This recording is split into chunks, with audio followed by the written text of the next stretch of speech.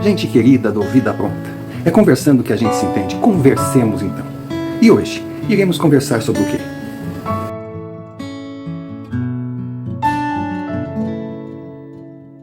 A Vida Pronta é um canal que nasceu de forma despretensiosa, com o intuito apenas de discutir questões banais que acontecem no dia a dia.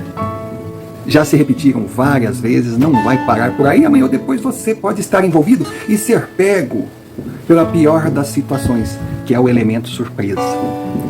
Muitos tentaram nos desanimar, dizendo que é um canal sem futuro, por ter um conteúdo que não atrai tanto interesse assim. E com o passar do tempo, pelo número reduzido de inscritos e visualizações, eu até acredito que as pessoas estão certas. Mas mesmo assim, mesmo que seja um canal condenado a não crescer, eu acredito que vale a pena. Porque é um assunto que, mal ou bem, poderá ajudar determinadas pessoas. Na verdade, se ajudar uma só, para nós do canal, o objetivo foi alcançado. E o vídeo de hoje é uma história que eu ouço há muito tempo, verídica, e que, por incrível que pareça, não é tão rara de acontecer. Então assista o vídeo até o final, preste atenção nos detalhes e depois tire a sua conclusão. De que forma agiria se estivesse nessa situação? Agora, por favor, não saia já se baseando no politicamente correto. Procure se colocar no lugar do envolvido, todo o significado que a questão tinha para ele, e depois pense a respeito.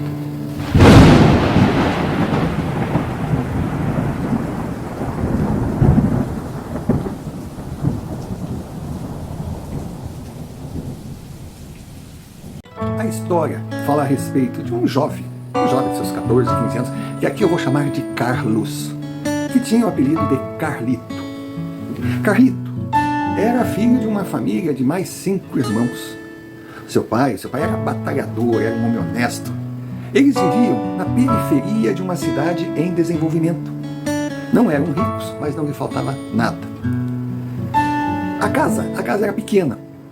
Então, tinha o quarto do casal e mais 3 quartos que ali ficavam divididos, os meninos e as meninas. A cozinha era o destaque. Tinha uma mesa ampla, um fogão a lenha, a região era fria e tinha comida. Podia não ser grandes cardápios, mas a barriga era cheia. A mãe, muito caprichosa, levava aquela casa assim, mas que dava para lamber o assoalho. As suas roupas, as roupas que eles vestiam, não tinham etiquetas, não eram de grifes, mas sempre limpinhas. Era uma família admirável. E Carlito, claro que Carlito tinha aquela coisa de adolescente, tinha aqueles detalhes que ele sentia falta, mas não queria que seus filhos no futuro passassem pelos mesmos problemas, embora não criticasse os pais, sabia que eles davam o melhor. Mas ele ia trabalhar muito para ser melhor ainda para a sua família. Realmente ele trabalhava, ele estudava, fazia técnico, mas ele era um rapazinho de muita visão, e ele via naquele bairro, que até então era chão batido, era subúrbio mesmo, era tipo uma colônia, mas próximo do centro. E viu o futuro naquele bairro, porque a cidade estava crescendo. De um lado tinha um morro, do outro lado tinha o rio. Então a tendência era a cidade crescer para o seu lado.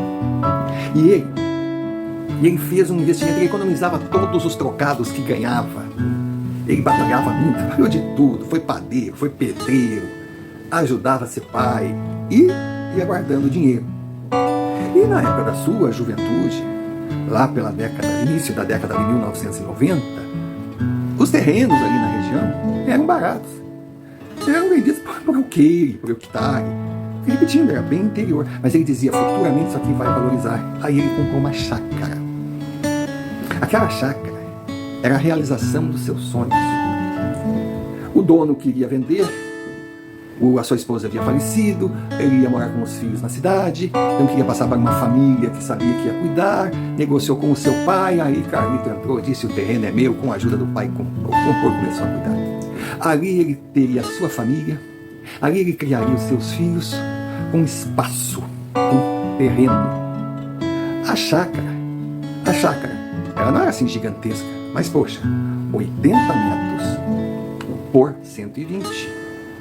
Era um bom terreno, não para o interior, mas imagine uma cidade, caso a cidade chegasse.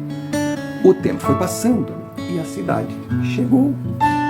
Do nada, A região foi descoberta, começaram loteamentos, e aquela terra que ele comprou por alqueire, estava sendo vendida por metro quadrado. Ou seja, ele fez um grande negócio, mas não pensava em vender. Ali seria a sua morada. Foi crescendo, aos 18 anos, criou coragem e pediu a Nina, aquela menina que ele olhava desde criança em namoro, e ela aceitou. Nossa, ele ficou feliz ao descobrir que ela também olhava para ele, havia reciprocidade no sentimento. 2 anos de namoro, casaram. E quando casaram, Carlito já tinha no seu terreno uma casinha pequenininha para botar a sua esposa.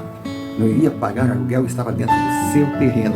E com o tempo, aquela casinha, que não era provisória, mas num futuro, dando tudo certo, seria tipo um anexo. Ele construiria uma bela casa, aquela casa quadrada, plana, com varandas em volta, com umas peças amplas e com vários quartos, sala, cozinha grande e no fundo um quintal a perder de vista, que ali teriam árvores frutíferas, ali ele plantaria, faria a horta dele, ali os seus filhos teriam espaço para correr, brincar, ali seria o local que ele realizaria o seu grande sonho. O tempo passou, os filhos vieram.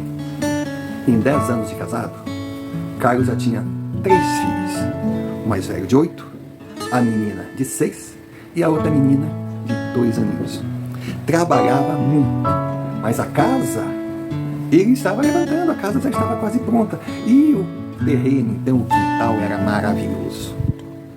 Realmente, as pessoas se surpreendiam com a visão do rapaz, porque ele enxergou e, de repente, ele estava com um imóvel super valorizado. Em volta terrenos menores, com casas, mansões.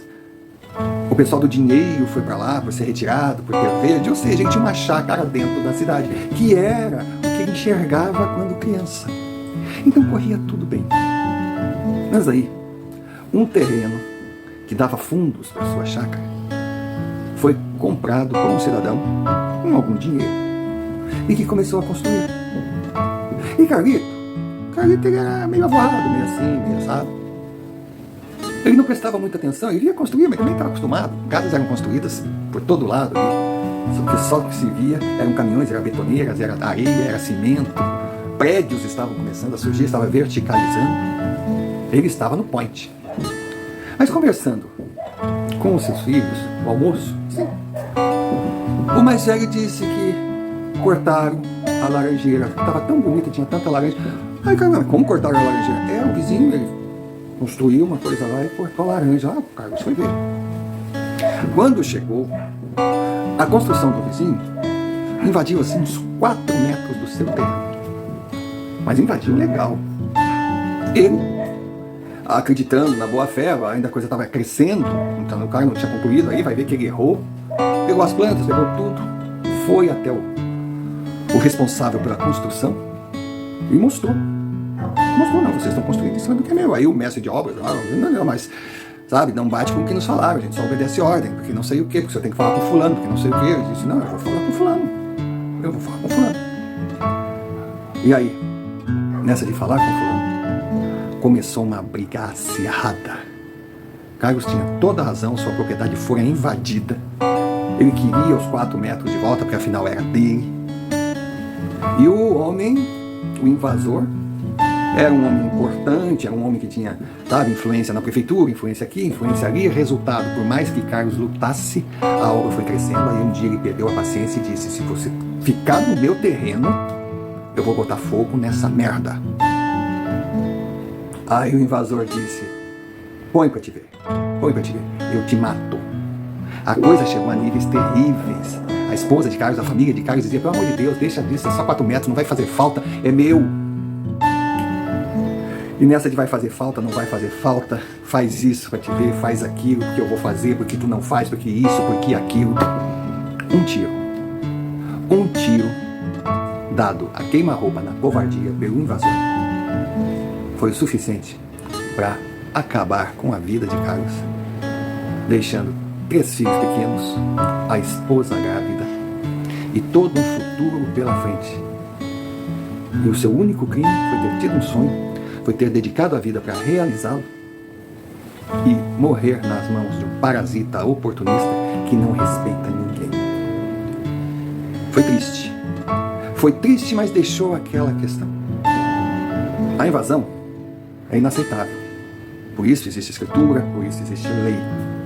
A forma que Carlos foi tratado pelas autoridades que ficavam apenas bajulando o amiguinho, e depois da morte de Carlos a coisa viralizou, ficou ruim para a prefeitura, ficou ruim para o invasor que foi preso, ficou pouco tempo na cadeia, mas teve sim que demolir o que ele construiu no terreno de Carlos.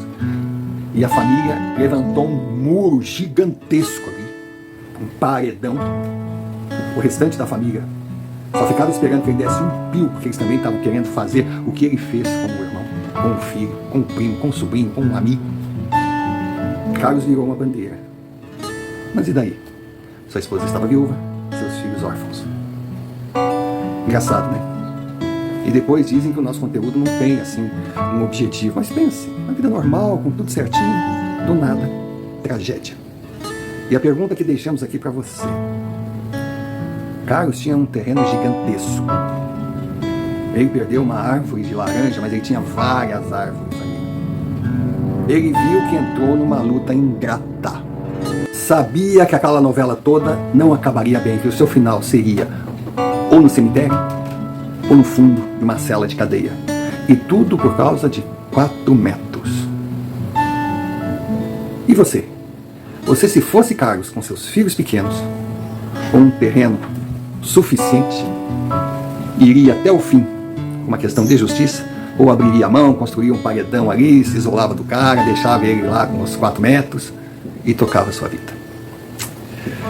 Se quiser deixar a resposta aqui nos comentários, nós vamos agradecer e muito. Se quiser se inscrever, se quiser contrariar os pessimistas que dizem que o nosso canal não tem futuro, aí nós vamos agradecer mais ainda. Aí se deixar like, se compartilhar, se clicar sino de notificações, se convidar amigos, se participar, ajudar o canal a crescer, aí nós seremos mais gratos ainda. E no final, se resolver enviar um Pix para nós, aí nós vamos surtar de tanta felicidade.